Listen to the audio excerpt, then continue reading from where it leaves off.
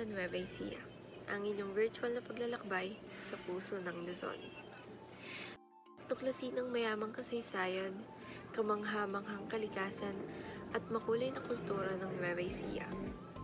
Kahit nasa bahay ka lang. Magandang araw mga malalakbay.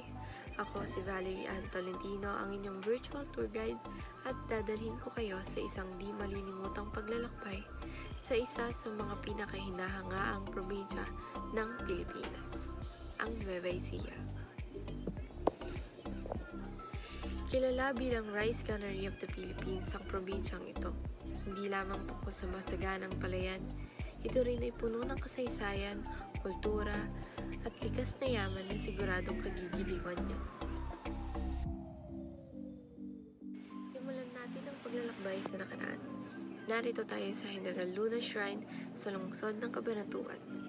Ang lugar na ito ay nagbibigay pugay kay General Antonio Luna, isa sa mga pinakadakilang bayani ng Pilipinas. Damhin ang diwa ng kanyang kabayanihan habang inaalala ang kanyang mahalagang papel sa ating kasaysayan. Handa na ba kayo magpakalunan sa ganda ng kalikasan? Unahin natin ang kahangahangang Minalungaw National Park. Isipin niyo ang malaking esmeraldang tubig na dumadaloy sa pagitan ng napakataas na limestone formation na perfect for rafting, cliff diving, o simpleng pagninilay. Ang lugar na ito ay isang yaman para sa mga mahilig sa pakikipagsapalaran at sa kalikasan. Susunod naman, dadalhin ko kayo sa nakaka-relax na Aloha Falls sa Caranglan. Makinig ng mabuti. Baka marinig ninyo ang maharmonya ng dumadaloy na tubig at ang bulong ng kagubatan. Perfect itong lugar na to para sa mga naghahanap ng kapayapaan. Hindi lang tanawin ang Nueva Ecija, buhay na buhay rin dito ang tradisyon at kultura. Sama-sama nating ipagdiwang ang Taong Putik Festival sa Aliaga, isang makulay na selebrasyong puno ng reliyosong simbolismo.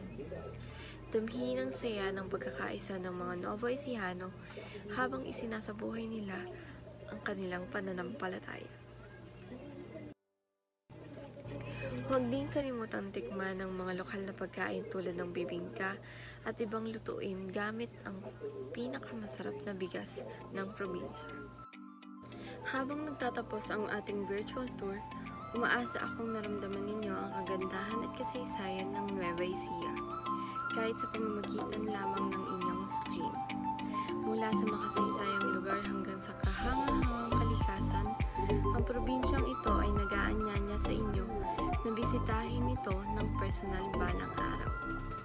Ang Nueva Ecija ay naghihintay sa inyo dahil ang bawat paglalakbay ay nagsisimula sa isang pangarap.